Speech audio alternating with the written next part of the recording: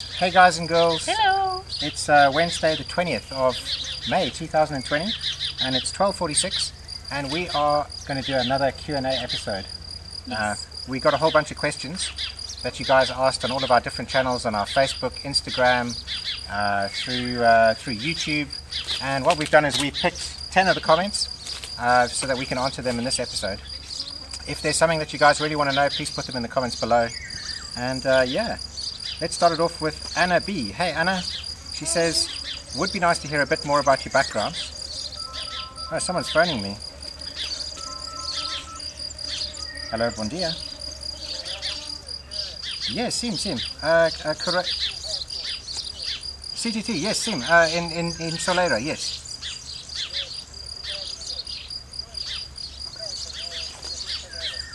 Perfect. Thank you. Muito obrigado. Okay. Ciao. And the Georgina as well. I think so. Sorry about that, guys. Post. That was the postman. Yeah, basically we don't have an address. So because we live on a farm, it doesn't have an address. We've got like a PO box. And when you want an Amazon delivery, the guy doesn't know how to find us. So that was my way of trying to tell them to go to the post office. But he already knows, so yeah. Okay, let's get back on topic. Chickens are going.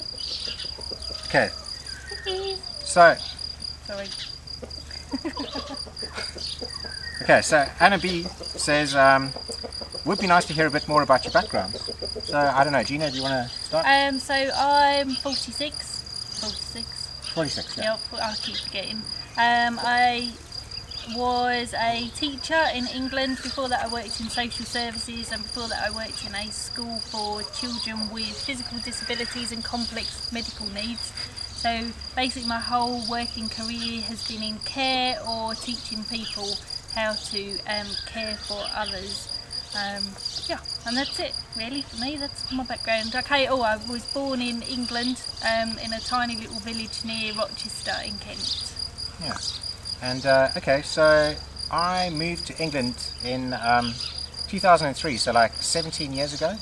And about a year after that, Gina and I met. And it was the best thing that ever happened to her, obviously. Maybe. And I've been involved in mainly web stuff my whole life. So I was a web designer before, did a little bit of graphic design. I moved into e-commerce, which is basically selling stuff through the internet. So I had my own business that sold stuff on eBay, Amazon, had a website that shipped stuff all over Italy, France, Germany, Spain, UK. That closed down after about 5 years, and I started working for other sort of manufacturers and helping them sell their products online. And I just got really miserable with it. I just didn't want to, I don't know, I was just depressed and stressed and anxious, and I just needed to change. So He rage quit.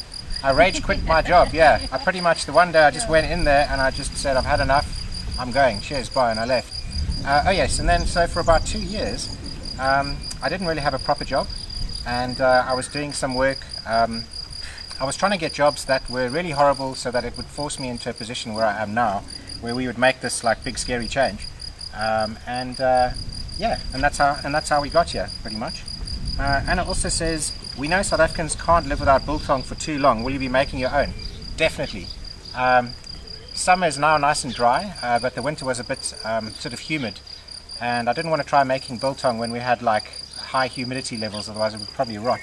So yeah, thanks for reminding me I need to make some biltong. Next question is Jose Catano. Hey Jose. He says, make sure you go and learn the language, and welcome. Thank you. We are trying desperately to learn the language. The COVID-19 virus put a little bit of a dampener on that because we couldn't interact with the locals very much. So we've been learning a few bits online and little apps and things. We'll need to start doing the Portuguese course for our citizenship soonish, or in the next year or so. It is I think it's a really difficult language to learn, and obviously the locals, because it's their native language, speak really quickly, so I find that quite difficult. We'll get there. We will get there, and I want to learn because I want to interact with the locals. Yeah. Right, next question is from Danny Groningen, but it's probably Danny Groningen. I believe that's a Dutch name. Hey Danny, she says, how to have an income in Portugal. I think there's a couple of ways. Either you need to speak Portuguese and have some kind of a vocation. Minimum wage in Portugal is incredibly low, and I don't think it's really survivable unless you're completely debt-free, and you're going to struggle on that. So what a lot of people do is they either have some kind of online business, or they have a business in their home country that brings money in, or they operate some kind of a business on their land, like a tourism business or like a rental business. Those are just a couple of the options that I can think of offhand. And then Danny also asks, how are the insurances in Portugal, for example, healthcare insurance? We haven't registered yet with our doctors in the local village, mainly because of the virus again, Yeah. and we just haven't got round to it. As EU citizens, we have some cover anyway until Brexit happens. Yeah, we got that EHIC card. Yeah, so and we use that. But Ken had to access not emergency, but the medical service when you hurt your shoulder, and we just had to pay a little bit. It was €5, and then I just had to pay for a pack of painkillers. It was a relatively. It was the same. Yeah, it was for very us, similar. It was the same kind of process as England, really. Yeah. And then next question is Shauna Gold. Hey Shauna, she says, do you pay local taxes for your farmland? So we don't actually know exactly how much it's going to cost yet, but we've heard that they're incredibly low for agricultural land.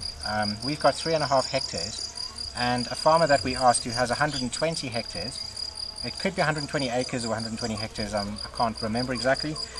They pay below €100 per year. They also have a couple of urban buildings on that piece of land, so I'm expecting that our taxes are going to be quite low. But I think probably around €30 for the year, but we're not 100%. Well, we don't know exactly. Sure. Yeah, we don't know. Yeah. And then Claudia Stolkbuller says, how much do you pay for the internet and which provider do you have? Hey Claudia, we pay €33 a month. We have unlimited 4G internet, which comes through a little modem box that they give you. You get 30 meg download speeds and about 15 to 20 meg upload speeds where we are. But I am actually buying a range extender, or like a booster aerial, and I'm hoping that will get even faster. And we're using Mio. There's two main providers. There's NOS and Mio, and depending on what area you're in, one of them's going to have a better signal than the other. But we're quite happy with Mio. The signal's been great. We've had no dropouts or anything, and yeah. And then Maytal Vega. Hey Maytal, she says, how do you handle the language? So, Again, I've started watching programs on Netflix in Portuguese, so I have the English subtitles underneath and then listen to it in Portuguese.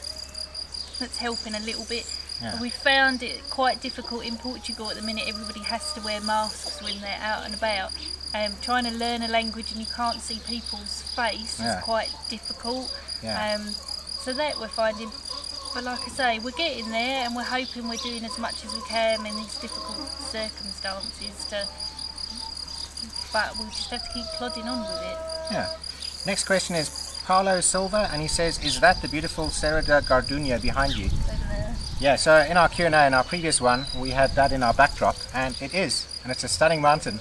And just over there, we've got the Marateka Dam, which is a huge lake.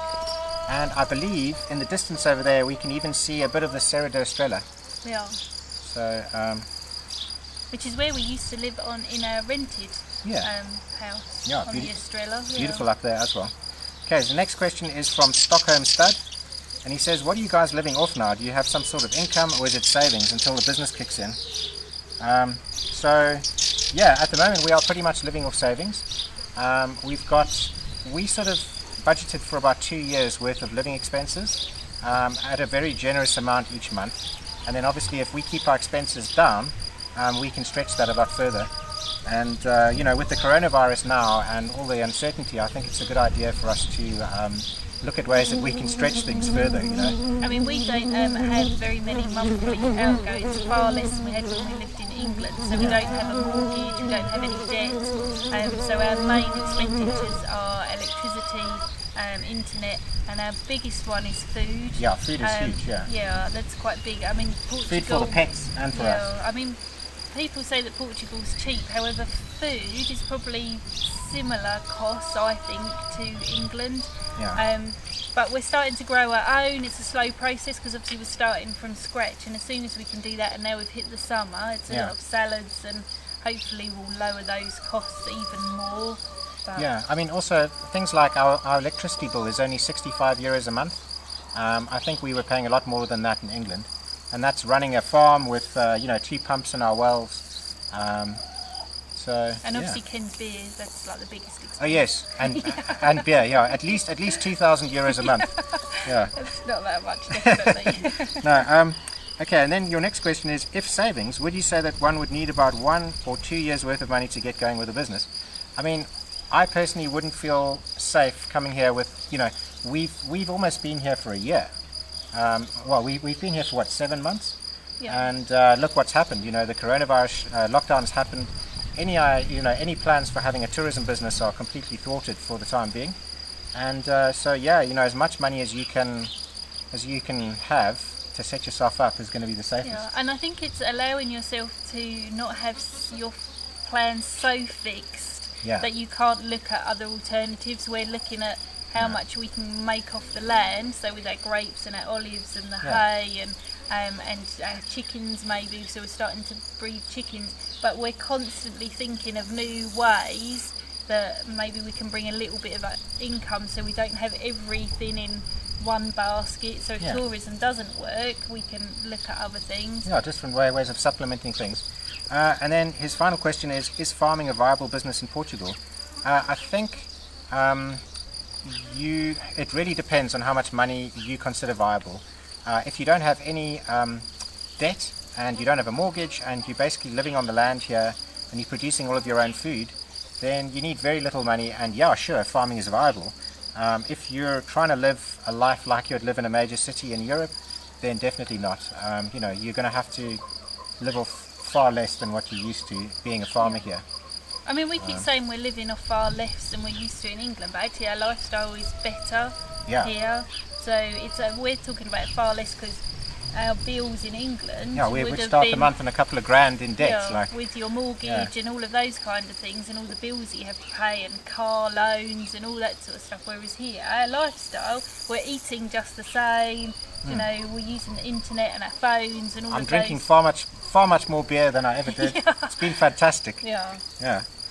Okay, so the next question is Clelio de Souza. Hey Clelio. He says, how much did you spend with the move and which company did you contract? Sorry, I was thinking about something else. Yes, we used Algarve removals, and they were absolutely fantastic. I would recommend them to anybody. They were expensive, they weren't the cheapest on the market, however their insurances were the best, as in if they'd lost your stuff or broken their stuff, you get back what your stuff is, whereas some of them only were like 20% of the value and stuff. So you need to look into that if you're looking into removal companies.